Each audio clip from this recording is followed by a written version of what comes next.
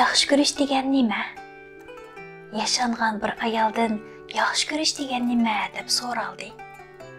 Yaşanğan ayal javob berib, "Tunji qatim bu gapni anglagan vaqtimda sabiy, go'dak bir bola edim.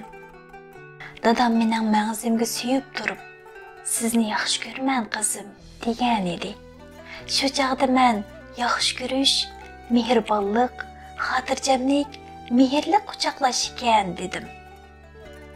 Bo'yiga yetgan chog'larim ishkimizning ostidan kirgizilgan bir parcha xatni topshirib oldim.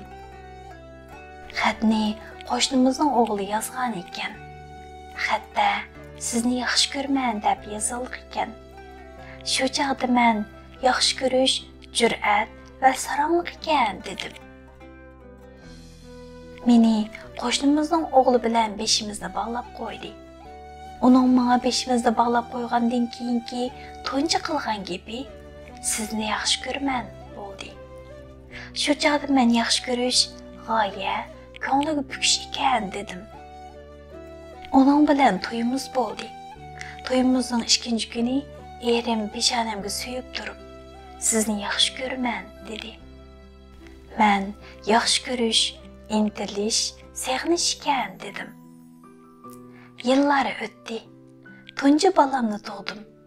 Karvatimda tug'utdan halsizlanib yotsam, yo'ldoshim kelib qo'limni tutib turib, sizni yaxshi ko'raman dedi.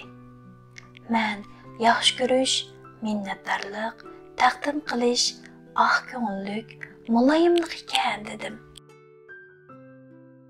Uzun yillar o'tdi. Sochlarim oqardi.